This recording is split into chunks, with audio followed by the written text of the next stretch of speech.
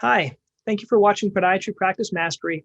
I appreciate you showing interest in these videos, and they're coming out weekly, and I hope you have interest in them. Underneath this video, you're going to find some other resources based on the topics we've addressed. Also, we're putting together some group sessions you might be interested in.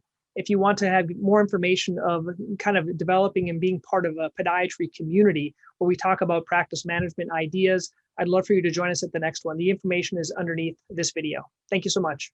Hello and welcome to Healthy Living. I'm Dr. Donald Pelto. I have Jonathan Tomines. He's also known as the Toe Bro with me on the program. John, thanks for joining. Hi, thanks for having me. No. So we're going to talk a little bit today. You are in Canada today, and you live in Toronto. Yep, just outside of Toronto, Mississauga. Very close. Okay. So tell me a little bit about how you chose to be a podiatrist and what is podiatry in Canada? So it's a very interesting topic here in Canada, especially Ontario, my province. So I'm a licensed chiropodist, so not a podiatrist. So here in the year 91, 93, we had podiatrists and chiropodists, and the government had to decide which model to follow. And they actually decided to follow a chiropody model, more following the UK model. So they decided that we're going to open a chiropody school, not podiatry school here in Ontario. So what happened after the year 91, there's no new podiatrists who can register in our province. So if you are a new grad, you've done your full residency, can do all your surgery, you come here to Ontario, you have to actually register as a chiropodist. Okay. Wow. So that's why there's a limited amount of podiatrists left here in Ontario, and that number is going down pretty quickly. So my father actually was the first class of chiropodists in Ontario, 91. So it's a family business. It's a family business. He was a nurse from the Philippines. And after 20, 25 years of nursing, the program opened up, and his one of the, doctors or nurses who were working with him said, his name's Tom, said, Tom, why don't you try something else? You've been doing nursing forever. So he became a foot specialist at like the age of 50. So I grew up, he went back to school. So he's the first class here in Ontario. So he's seen how the program and the scope has changed so much. So I grew up going to work with him. I was really helping him in the nursing homes, taking off the shoes and socks for all the patients, and he'd clip and chip. I'd put all the socks back on, and I hated it. It was gross. For years. That was my summer job. And, after I finished university, I just realized like this is the one thing I grew up with. I saw him grow his business and saw how the business has changed. And so I decided that I'm going to follow in his footsteps and become a foot specialist as well. Okay. And how long you been practicing, John? I graduated 2012. So this is going to be 8 years this year. And for those that are watching the interview, they'll probably see, wow, he has a TV program. He has a wonderful website, other things like that. How did you do that? Is that something that came natural to you as well? Yeah. So I think, I've been a fan of Dr. Pimple Popper for a long time. Yeah, that's the truth. Like that gross medical stuff I always loved. So 3 years ago, I've been watching her channel for a year, 2 years, and I said, you know how it is. We see some pretty gross stuff. We do see gross stuff. And I said, you know what? People might really enjoy learning more about my profession, because a lot of people really don't know about podiatry or chiropody. They don't know sometimes of what a foot specialist can do for them. So I said, I'm going to start filming myself in my clinic with my routine patients and start putting them online. And I did that. And a year and a half later, the channel ended up doing quite well with a couple million views at the time. And I got approached by a production company, and we sold the show to A&E. So we did one season of the Toe Bro last year. That aired last year. Yeah. And then it's just been growing since then. That's awesome. Let's for those, there might be a lot of podiatrists watching this.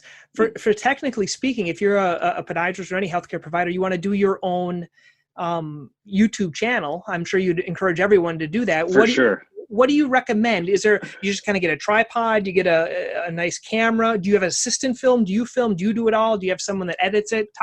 Walk us through it. Of course. So I'm like a mom and pop shop. So my office is just literally the receptionist and myself at the time. It's grown a little bit, but at the time it was just that. So I didn't have any help. I bought a tripod, and I bought a normal point and shoot camera for maybe $400 or $500. Nowadays, you could definitely just use your cell phone. So I just positioned the camera with the tripod to be having a top view, and you just push play. So you record your own video. I always film just the feet. People have no problem with you filming their feet because they feel like if no one sees the face, they don't know who it is. So it's so crazy. But yeah, the foot is, they're happy with that. And then I had to learn how to edit. So for the past 3 years, I was using just iMovie on my MacBook. Yeah. That's it. And learn how to edit using different videos online. And you kind of come up with the way you want to flow your own video, you know, if you like subtitles or music or voiceover. And then I just started posting them. And what's amazing about YouTube and the community is that depending on who's watching in the comments, it really guides your channel. You'll see what videos work well, the style that works well, what people are looking for. You know, thumbnails, the picture that you see before you start the video is extremely important. So I try different ones in the beginning. You see which ones work well. And then you basically, your channel evolves as you see the response from the community. And the one thing I'd say, like you said, is just do it. You have to just film yourself and put it out there. It's embarrassing sometimes that you might feel awkward, but you just have to do it. Okay. And how about, like, do you have to do consent? Do you have to do a consent, you know, in terms of giving you permission to use their toes? Yep. So just a general media release form, just saying that I'm going to be using the material for, you know, for YouTube or for social media. And just, again, being really open with them. In the beginning, I was so nervous, like just to even ask someone to have that conversation. So before, it'd just be more verbal consent the first couple of times. But then I realized, like, the channel's growing, it's getting really big. So I said, you know what? Now I have no problem. Be like, hey, look, I want to film your foot. This is where it's going to go. I need you to sign this form. You know, don't worry, nothing's incriminating going to be on there. We're going to edit nice and you're going to be up there. And now I actually have patients who come in who are asking to be filmed. Like, they know about the channel. They're like, can you please film my foot? Can I be on your show? Yeah, that's what's happened now. So it's pretty cool. Oh, that's awesome. And so then you did all the images, the thumbnails and all the editing, uploading it yourself to YouTube. Any YouTube itself, do you use any third-party things to help with that, or just that's it? I do everything myself still. So yeah, I will film it. I edit it on my laptop, create, you know, I use PicMonkey.com, which was free at the time. I've upgraded to something a little bit better, but yeah, I just created my own thumbnails on free websites and just put it up all by myself. And I'm still editing everything myself because it's something I do enjoy. Yeah. And so do you film, in terms of, they talk about a film production schedule, do you do one video a week, one a day, or do you just do them as they come in and post them? So for YouTube, which is where everything started, I just, you know, film throughout the week. Whatever's an interesting case, I'll pull out the camera, and then I just have like a storage of videos that I can pull from, and I just choose whatever I want to put out. So I'll try to do a couple ingrowns, then some routine nail cutting, some callus, then I'll go back to a surgery video and just kind of switch it up. The TV show was a huge different experience. We had 3.5 months to film that one. So again, we had to just do the casting first. So these were all planned. So they would actually do the casting. They would show me pictures, and some of them were my own patients that were coming in as emergency patients. But I'd basically take a look at their foot, have a brief history. I'd say, like, yes, we can do it. No, we can't do it. So the ones we'd say yes, I would actually meet them for the first time in the show. So when you see these patients and me interacting, this is the first time I've talked to them about their feet. There's no script. Everything was real. Wow. What a kind of amazing and neat experience. What an opportunity you had. It was very interesting. Yeah. And then, you know, then after that, what I've been impressed with, I think a lot of us, we're always like to think outside the box. Now, when you go to your website, then we see certain instrumentation and things like that that are for sale. How is that going? How did you put that? Did you do that? Did you have someone help you do that? Yeah. So we all have our suppliers that we buy from and people that we trust. And exactly. So I was like looking at some of the tools that I use that are really helpful, let's say for a blacks file, right? I said, you know what, a lot of people could benefit from having, you know, this basic tool at home. So I just got the company that I purchased it from to do some private labeling to get my name on the instruments. And that was it. I got my Tobro on there, and that's what I sell online. And then all the website work you do yourself as well? Yep. So I use Shopify. It's very simple. You buy a theme, you modify it how you like, get some good pictures, and that's it. I'm pretty much a one-man show for all this stuff. Wow, that's pretty impressive. Oh, thank you. How was it? in terms of what was the process for developing your YouTube following? Was it something kind of organic, or was there a certain jump once you started the TV program that it jumped, or has it always been kind of growing at the same rate? How many views do you have now? How many subscribers? Things like that. Yeah. So a year after I started I'll start from the beginning. Like I say, when I posted the first video and I waited a month till the next one, and there was maybe just a few hundred views. And of course, everyone hopes that whatever they publish is going to go viral.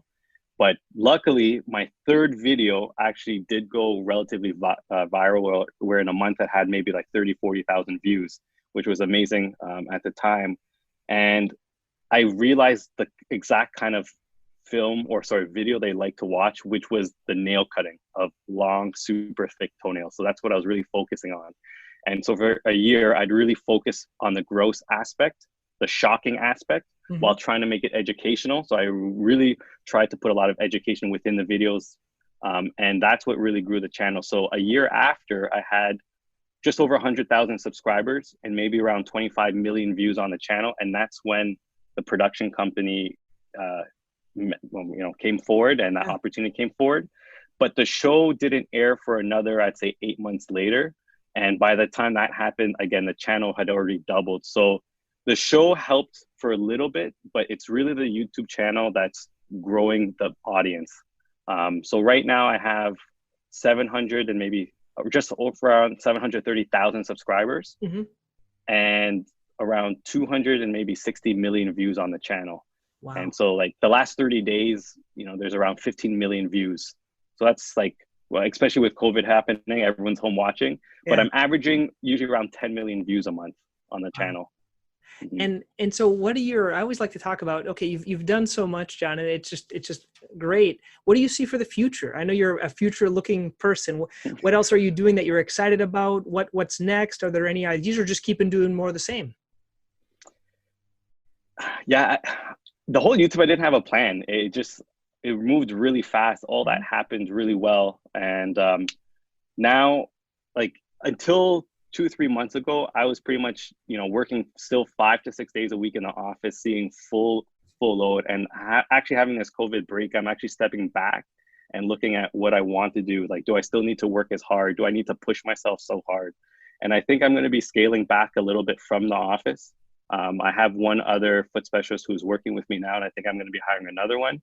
So I'm cutting back my hours to focus more on, I think, my online presence. So I want to do more education courses, more training for general public, for practitioners, and for anyone who's really working with feet, because I feel, as you have to have the right education and you have to have good skills to be working with people's feet, because a lot of things can happen with poor care, poor instrumentation. So I really want to try to, again, always focus on improving foot health knowledge. So I think that's what I'm going to be focusing on. And I don't know what that means, but I'm going to try to do something. Yeah, no, that's exciting. And what are the best, I guess now at this point, podiatry tips that you would have for a new chiropodist or a podiatrist that's starting out, that is wanting to develop a good following, both just taking care of patients, but as well online? What tips do you have for them?